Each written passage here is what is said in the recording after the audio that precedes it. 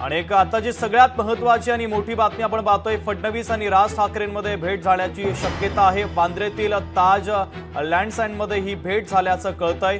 या संदर्भातली माहिती आपल्याला सूत्रांनी दिलेली आहे। फडणवीस आणि राज ठाकरे यांच्यामध्ये भेट झाल्याची शक्यता आहे। सूत्रांनी लोकशाही मराठीला ही माहिती दिलेली आहे। आताची सगळ्यात महत्त्वाची आणि मोठी ब्रेकिंग न्यूज आपण पाहतोय, वांद्रेमधील ताज लँडसँड्समध्ये ही भेट झाल्याचं कळतंय। तर सूत्रांनी आपल्याला या संदर्भात माहिती दिलेली आहे। आताची सगळ्यात महत्त्वाची आणि मोठी ब्रेकिंग न्यूज आपण पाहतोय, देवेंद्र फडणवीस आणि राज ठाकरे यांच्यामध्ये भेट झाल्याची शक्यता आहे। सूत्रांनी आपल्याला या संदर्भातली अपडेट पोहोचवलेले आहेत। एका महत्त्वाच्या राजकीय भेटीच्या संदर्भातली ही ब्रेकिंग न्यूज आपण पाहतोय। राजकारणातील ही सर्वात मोठी बातमी, आपले प्रतिनिधी चेतन ननावरे आपल्याशी जोडले जातात। चेतन, अत्यंत महत्त्वाची आणि राजकारणातील खळबळजनक बातमी, देवेंद्र फडणवीस आणि मनसे अध्यक्ष राज ठाकरे यांच्यामध्ये भेट झाल्याची माहिती सूत्रांनी दिली। अधिकचे अपडेट नेमके काय?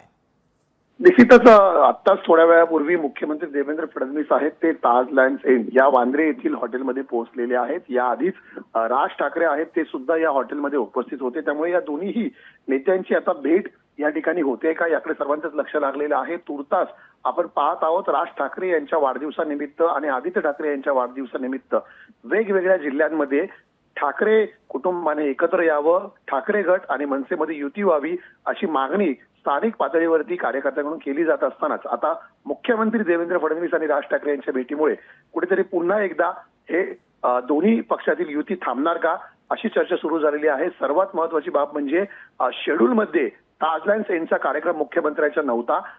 सह्याद्री अतिथीगृहावरती म्हाडा प्राधिकरण आणि SRA प्राधिकरणाच्या 2 आढावा बैठका होत्या।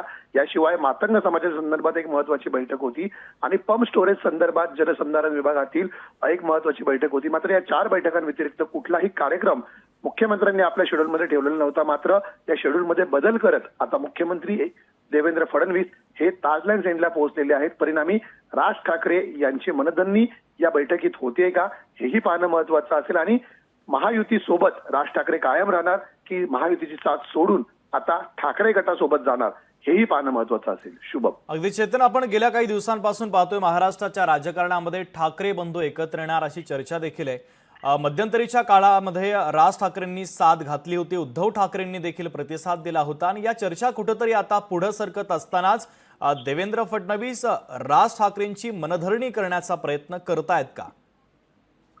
निश्चितच, कारणच एकंदरीत जर आपण पाहिलं असेल तर मुंबई महापालिका असेल किंवा पुणे आणि नाशिक सारख्या मोठ्या महापालिका असतील, या ठिकाणी राज ठाकरेंची साथ ही निश्चितच महायुती किंवा महाविकास आघाडी ज्यांना कुणाला मिळेल त्यांच्यासाठी महत्त्वाची असेल। जरी राज ठाकरेंचा एकही आमदार किंवा खासदार महाराष्ट्रात नसला तरी स्थानिक पातळीवर मोठं उपद्रव मूल्य मनसेकडे आहे आणि म्हणूनच मनसेने बिनशर्त पाठिंबा दिल्यानंतरही अनेक ठिकाणी महायुतीला फायदा झालेला होता। कोकणासारख्या ठिकाणी राज ठाकरेंनी नारायण राणेंसाठी सभा घेतलेली होती आणि या सभेचा निकालही आपण पाहिलेला होता। परिणामी विधानसभा निवडणुकीत जरी राज ठाकरेंनी वेगळी वाट धरली असली तरी अनेक ठिकाणी महायुतीला या ठिकाणी फटका सहन करायला लागलेला। वरई असेल किंवा एकंदरीतच माहीम सारख्या ठिकाणी असेल, दोन्ही पक्षांमध्ये मतांचं विभाजन झाल्यामुळे कुठेतरी ठाकरे गटाला फायदा झाल्याचं आपण पाहिलेलं होतं। त्यामुळे मुंबई महापालिका असेल किंवा इतर स्थानिक स्वराज्य संस्थांच्या निवडणुका असतील, या ठिकाणी मनसेने पुन्हा वेगळी वाढ धरल्यास आणि त्यात ते जर ठाकरे गटासोबत गेल्यास निश्चितच महायुतीसाठी अडचणी निर्माण होऊ शकतात आणि म्हणूनच आता ही भेट अधिक महत्त्वाची मानली जाते। शुभम, चेतन, अगदी नेत्यांचं जरी अद्यापर्यंत काही ठाकरे बंधूंचं ठरलेलं नसलं तरी स्थानिक पातळीवर काही घडामोडी घडतायत। 2-3 आंदोलनं देखील झाली, ती मनसे आणि ठाकरेंच्या शिवसेनेनं एकत्रित पद्धतीनं आंदोलनं केली आणि आता राज ठाकरे आणि आदित्य ठाकरेंच्या वाढदिवसाच्या निमित्तानं देखील काही उत्साही कार्यकर्त्यांनी ठाकरे बंधू एकत्र यावे त्यासाठी शुभेच्छा देण्यासाठी बॅनर लावलेले आहेत।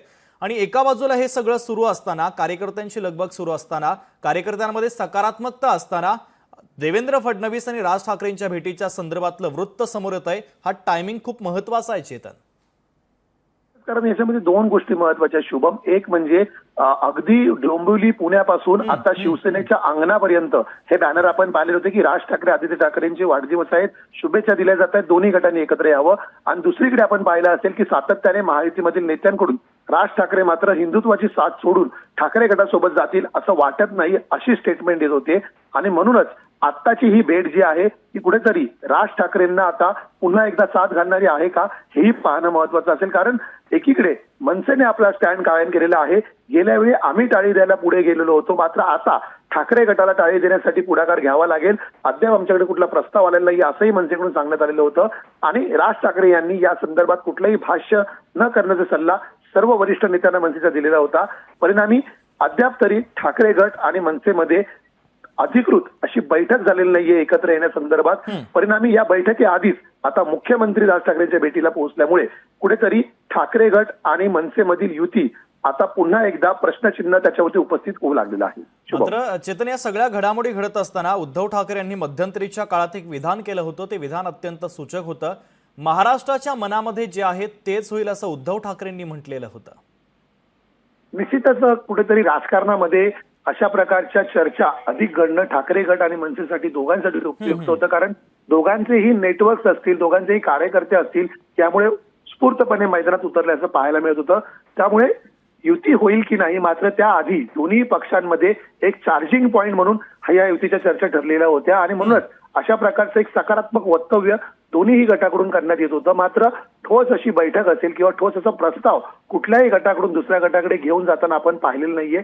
परिणामी हा प्रस्तावाची सुरुवात होते का की या प्रस्तावाच्या सुरुवातीआधीच या बैठकीमध्ये आता या प्रस्तावाला फुलस्टॉप लागतोय हेही पाहणं महत्वाचं असेल शुभम. कारण निश्चितच थेट प्रदेशाध्यक्ष किंवा मुंबई अध्यक्ष न जाता थेट मुख्यमंत्री अर्थात भाजपचे प्रमुख सर्वोच्च नेते महाराष्ट्रातील आहेत ते देवेंद्र फडणवीस राज ठाकरे यांच्या भेटीसाठी गेल्यामुळे आता या भेटीला अधिक कुठेतरी महत्व प्राप्त झालेलं आहे. आणि